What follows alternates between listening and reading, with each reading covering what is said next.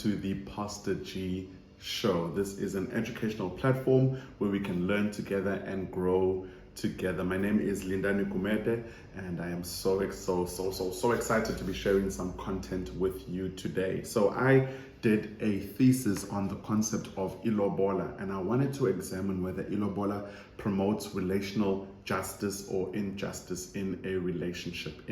Specifically, I focus on the Nguni tribe, but within the Nguni tribe, I focus on the Zulu tribe. And so I wanted to see and examine if this process of iLobola in our modern day time promotes justice in a marriage or not. And so there was a lot of interesting things that I had discovered within this study. And so this video is a build up to the previous video. So if you have not watched the previous video, please do watch it.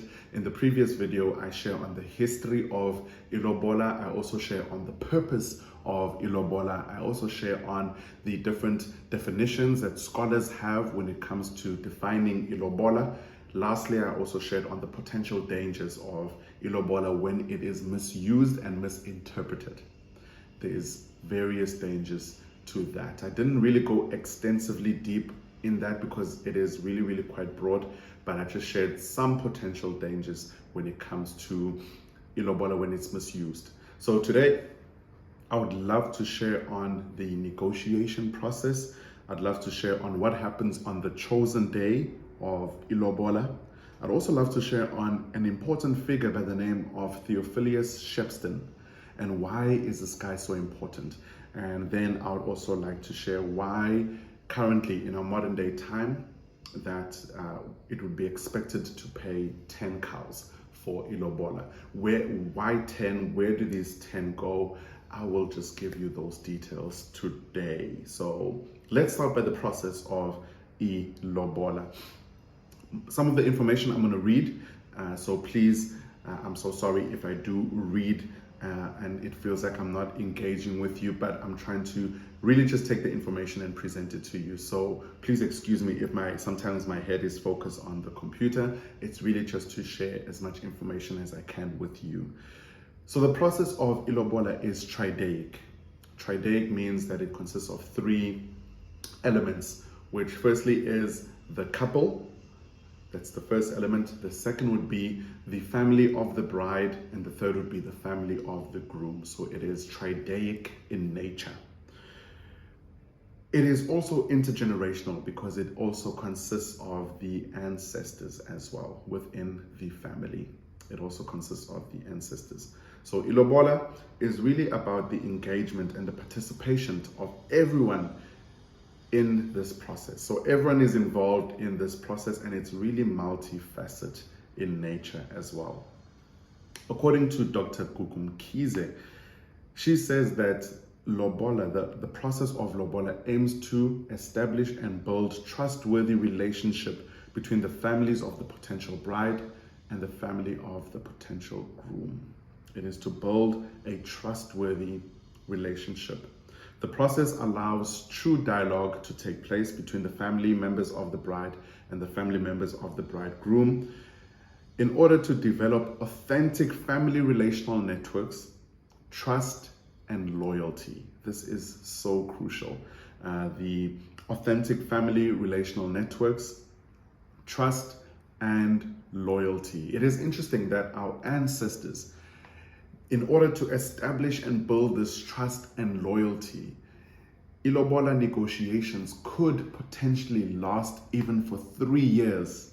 So our ancestors were so intentional with building trust that they didn't want to rush the process, that they actually even made sure that the process is slow, that it would even last 3 years. Negotiations would last 3 years because we really want to establish trust to see if the family of the bride would be good to the family of the groom, and the family of the groom would be good to the family of the bride, and if the couples would be good together. And so it was a 3-year process in this negotiation, just in order to establish loyalty and trust. Of course, in our modern day times, I do not think it takes 3 years, but it's interesting that our ancestors, it took 3 years. And as I said, loyalty and trust was really fundamental for our ancestors. And even in building the marital union between the couple and also the family, trust and loyalty was really fundamental. The process of iLobola is strictly formal, so it means that it cannot be rushed and it also cannot be done telephonically. So the uncles of the groom cannot just pick up the phone and call the bride's father and say, Baba, would like to negotiate lobola. It's not like that. It's strictly formal. And so the uncle from the groom side would write a letter to the family of the bride. And in that letter, he would state that the family of the groom would love to come on a chosen day to negotiate iLobola. And so they'd write the chosen date, and that date would give them ample time. It would give the bride's father ample time to organize abakhongi from his side, or representatives from his side, especially mostly it would be the bride's uncles, to come and negotiate the lobola negotiations on their behalf. So then, what would happen on the chosen day? So on the chosen day, abakhongi, which is the representatives from the groom side, would then come to the bride's family, and they would come early in the morning and they'd knock on the gate and they would shout, "Sizocela isihlobo esihle. Sizocela isihlobo esihle." And so they would shout this loudly early in the morning, and the gates would be closed, of course, of the bride's family. And someone who would be representing the bride would come out and would ask the family of the groom just to repeat what they're saying.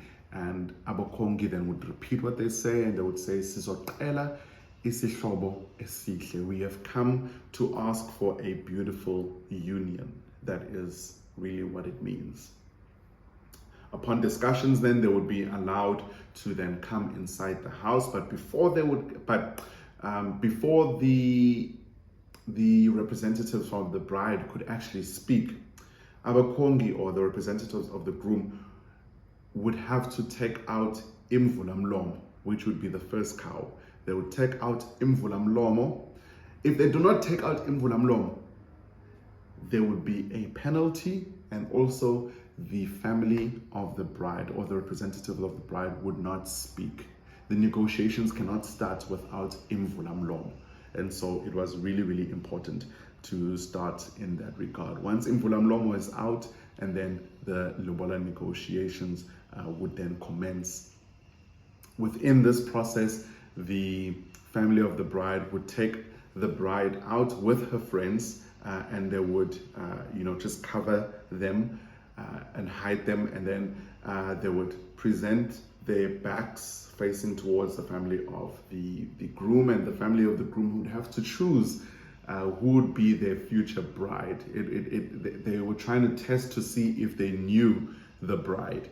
And so from my family side, my uncles did a mistake by choosing my wife's friend. So clearly my uncles were not focused on the day, because we show them the picture of my wife. This is how she looks like. Choose the right person. And so they chose the friend.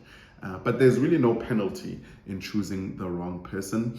But it's something that they just do just to see if the bride, the potential bride. And it's something that they do as a form of enjoyment as well, as a form of an enjoyment as well in this whole process. Then after that, the real negotiations then would take place, and that's when they would discuss the amount of cows that they desired, and each cow has its own price tag. And so some cows would vary from 5,000 to 20,000, and so each cow would have their price tag, and they would negotiate until they got to the desired amount. Once they agreed on the desired amount, they would write the amount down on paper, and the uncles then would sign. And once all the uncles have signed, then and there, the couple are actually married. According to customary marriage law in South Africa, the couple are then actually married. So that is something that is quite interesting. Once then the negotiation is done, the family of the bride and the family of the groom would then conclude the events by enjoying festivities together, eating food together, enjoying a couple of drinks together, and it just ends off so nice and ends off so well. Interestingly, 7 out of the 10 cows would go to the process of negotiation and also the wedding ceremony. 7 of the 10 cows would go to the negotiation process and also the wedding process. I will go into details of that in a few minutes. But upon completing lobola payment, both the families of the bride and the families of the bridegroom would designate a date for umembezo and ukwaba. Umembezo would be the marital ceremony that is hosted from the bride's family and also the family of the groom on the day would come carrying gifts to bless the family of the bride as a form of thank you and an expression of thanks. And then ukwaba, excuse my isiZulu, ukwaba would be the last marital ceremony that is hosted by the family of the groom, and the family of the bride would then on the day bring the bride and themselves, of course, to the marriage ceremony, but they would also leave the bride with the family of the groom when they go back. But also the family of the bride also brought gifts to the family of the groom it's just a beautiful exchange where a friendship is being developed and we're just handing gifts as an expression of thanks and appreciation towards the family members who are trying to build a friendship. In Anzal's work, Anzal says this, that she believes lobola consisted of 4 to 5 cattle and other gifts, such as baskets of grain, toolkits. Yet upon the arrival of Europeans, mostly the arrival of Theophilus Shepstone, it really influenced how many cows the potential husband was expected to give. So Theophilus Shepstone really changed this whole dynamic. So let's then go into Theophilus Shepstone. Who is Theophilus Shepstone? So Theophilus Shepstone is a British officer or an administrator who governed in Natal. Theophilus Shepstone was born in Bristol in 1817 and was the son of Reverend J. Williams Shepstone, who was a settler in 1820. So his father was a settler in 1820, and he also came with his wife by the name of Elizabeth Brooks. Reverend J. Williams Shepstone, interestingly, his father was also, okay,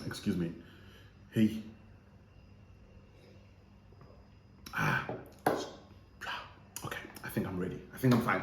Excuse me for that. His father was actually a Wesleyan preacher. His father was a Wesleyan preacher. This is then the grandfather of Theophilus. The father of Theophilus was also a reverend. It is interesting that Theophilus chose not to go the ministry route, but he was also gifted linguistically. So he went into government and he was an interpreter for Benjamin de Urban during the 6th Frontier War in 1834 and 1835. He acted also as an interpreter to Henry Smith in many of his negotiations with Paramount Chief Hitza. On the 11th of November 1838, Shepstone married Maria Palmer of Grahamstown.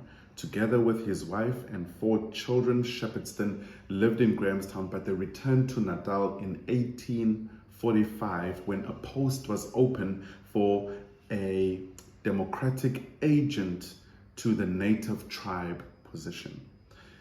So this position was a democratic agent to the native tribes in Natal. So he would become then this democratic agent that manages the affairs of the native tribes in Natal.